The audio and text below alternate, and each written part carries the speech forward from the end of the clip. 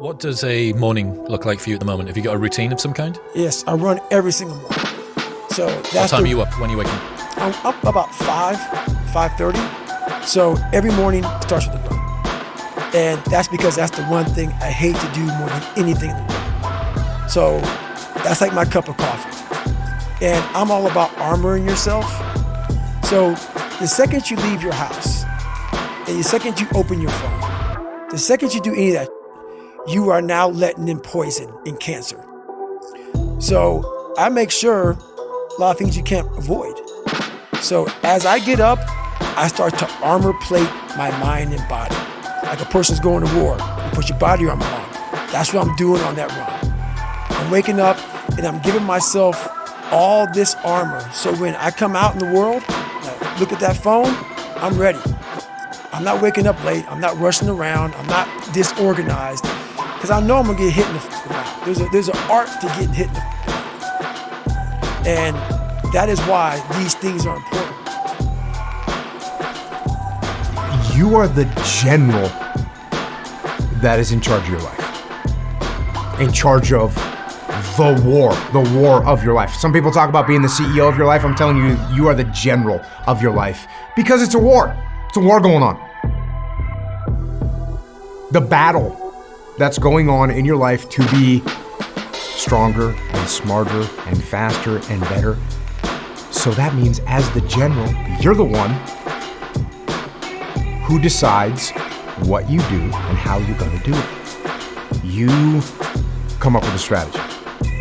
It's on you. You create the tactics. You, as the general in charge, you make the plan and you give the orders to the troops. That's what you do. You direct them because you are the jet. But you gotta remember this. You are also the troops. You are also the troops. You said before about how you build up self-esteem and confidence and stuff. Mm-hmm. And there's this quote from one of my friends, Alex Hormozy, that says, "You don't become confident by shouting affirmations in the mirror, but by having a stack of undeniable proof that you are who you say you are. Outwork your self-doubt." Yes. That's nailed. Completely nailed. Yes, because a lot of people will, and some of these motivational people out here, it's the funniest thing in the world to me. They'll go and say, when you wake up in the morning, pound your chest. You know, fucking look at yourself in the mirror and do all this fucking bullshit. I hope it works. What works for me is that everyday resume. The things I know I've accomplished, the things I know I've done, real hard work, the real calluses on my mind, the real calluses on my hands. That's it. You don't need to pound your chest in the mirror fucking anymore if you have that. It seems like, especially with confidence, right, or self-esteem, there's a relationship between confidence and competence. Mm-hmm. So what you're looking to do is try and have what you believe that you can do be ahead of what you can do.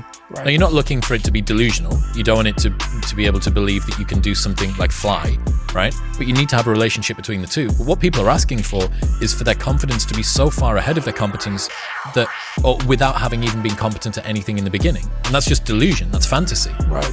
Well, I believe that you have to build belief.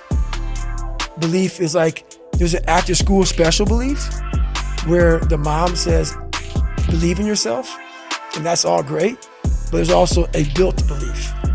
And the built belief is one where you are constantly, like for me, I came from a bad place.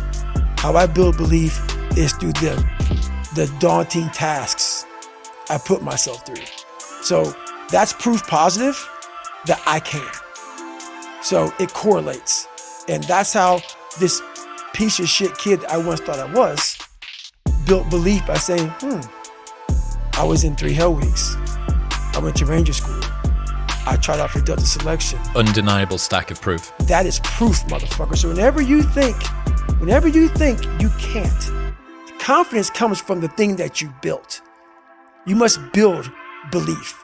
You must build confidence. It can't be like, hey, I'm gonna go knock that shit out.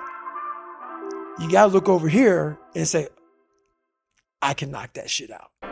In your life, you have to both plan and you have to execute. ideas that you come up with as the general in charge, you're also the troops that have to make those plans happen. Just like on the battlefield. Sure, the general comes up with a plan, but it's the soldiers that fight. For you as a person, you have to do both. We often forget that. We often forget that. We don't remember that we actually have to execute the plan.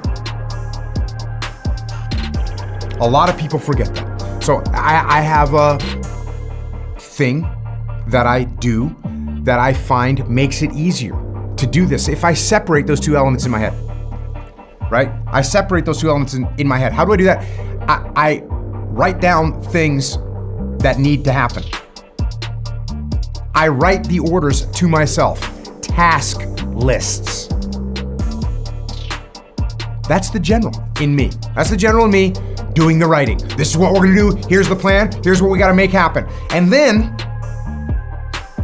the soldier receives the orders.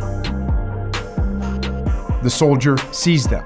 The soldier reads them. And then the soldier executes. The soldier doesn't ask questions. The soldier doesn't complain. The soldier doesn't hesitate. The soldier executes. And you gotta get that soldier part of your brain working. That's what the soldier's supposed to do. Execute.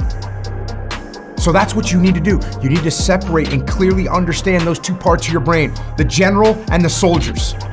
And when the general and the soldiers both do what they're supposed to do, that's a united front. And that's an unstoppable force.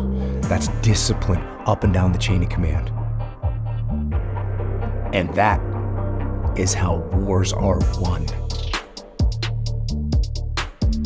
So, be the general, be the soldiers, and go win the war. He said, Nietzsche said, "I know of no better life purpose than to perish in attempting the great and impossible. The fact that something seems impossible shouldn't be a reason to not pursue it. That's exactly what makes it worth pursuing. Where would the courage and greatness be if success was certain and there was no risk? The only true failure is shrinking away from life's challenges." I came from a small town in Indiana where there was a handful of black families. And a lot of people in that town, when you come from a town of 8,000 people, it's like we had a local plant, Great Dane. And you're like, you know what? I want to work at Great Dane and get a house next to my mom. That's what you know. So many of us come from these small places in our mind that we're not willing to think outside of only what we've seen. Our mind works in such a small compartment. And one thing I was able to do was to dream. Many people, but don't make dreams your fucking master.